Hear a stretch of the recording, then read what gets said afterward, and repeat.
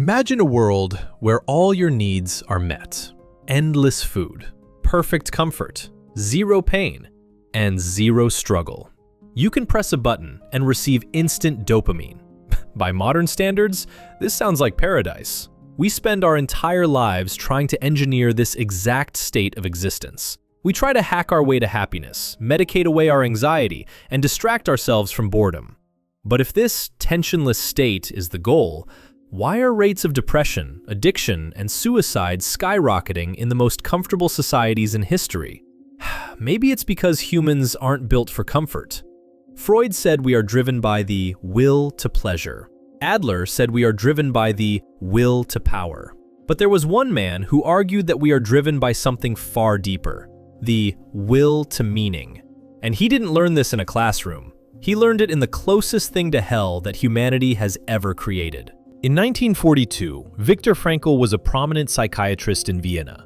He had a successful career, a beautiful wife, and he was carrying the manuscript of his life's work in his coat pocket. Overnight, everything was stripped away. He was arrested by the Nazis and transported to a concentration camp. He was stripped of his clothes, his wedding ring, his hair, and, most devastatingly, his manuscript. He was no longer Dr. Frankl. He was number 119-104.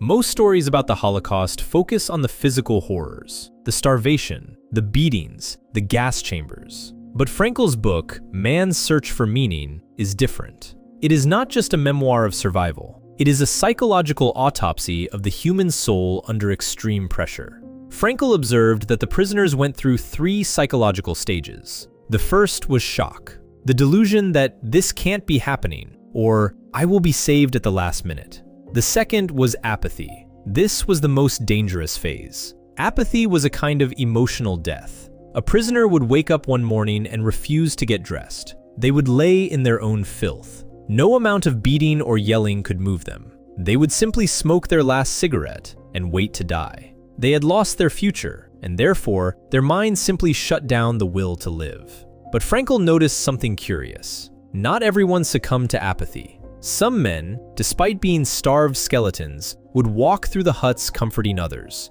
giving away their last piece of bread. How was this possible? Frankl realized that everything can be taken from a man but one thing, the last of the human freedoms, to choose one's attitude in any given set of circumstances. This is the core of Frankl's philosophy.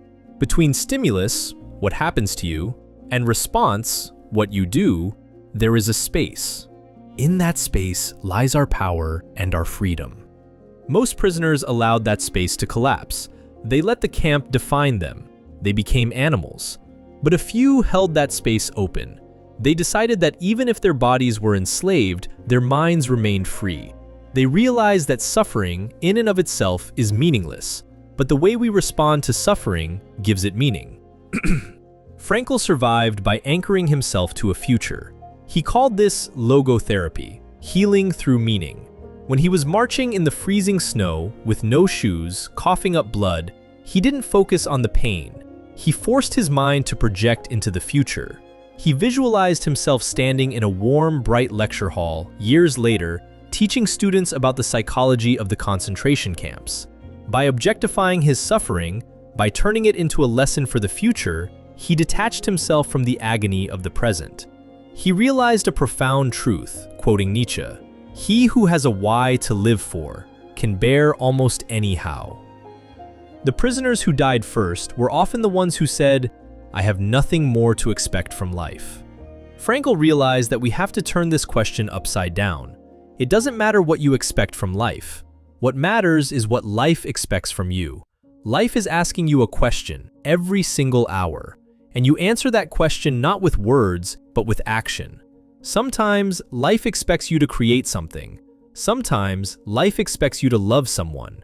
And sometimes, when you are faced with a fate you cannot change, like an incurable disease or a concentration camp, life expects you to suffer with dignity, to bear your cross so that your suffering becomes an achievement, not a defeat.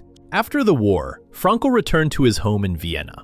He discovered that his wife, his parents, and his brother had all been killed in the camps. He was entirely alone. This brings us to the third psychological stage, disillusionment. Many survivors, upon finding their homes destroyed and families dead, became bitter. They felt justified in being cruel because they had been treated cruelly. But Frankl chose a different path. He rewrote his lost manuscript. He dedicated the rest of his life to helping patients find meaning in their depression. He transformed his tragedy into a triumph of the human spirit. So, how does this apply to us today? We aren't in Auschwitz. We are in comfortable homes with smartphones and full refrigerators. Frankl warned of a modern condition he called the existential vacuum. Because we no longer have to struggle for basic survival, and we no longer have strong traditions telling us what to do, many of us feel a profound inner void. We try to fill this void with the will to pleasure, binge eating, binge watching, casual sex. Or we fill it with the will to power, money, status, career climbing. But the void remains. This is why we see Sunday neurosis, that depression that hits when the busy work week ends and you are suddenly left alone with the emptiness of your own life. Frankl teaches us that happiness cannot be pursued. Happiness must ensue. It is the unintended side effect of one's personal dedication to a cause greater than oneself. You cannot look in the mirror and ask, "Am I happy?" That is the surest way to become miserable. You must look out the window and ask, "What is needed of me?"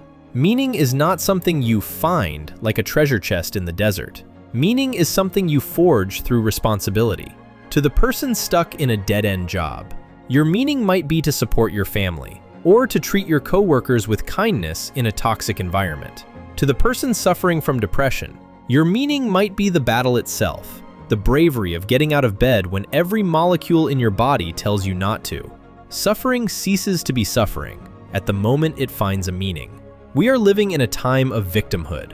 It is fashionable to point to our trauma, our circumstances, or our oppressors and say, "This is why I am the way I am." Viktor Frankl, the man who lost everything, looks us in the eye and says, "No, you are not a victim of your biology. You are not a victim of your past. You are not a victim of your environment. You are a human being. And being human means you have the ability to detach from your situation and choose your stance."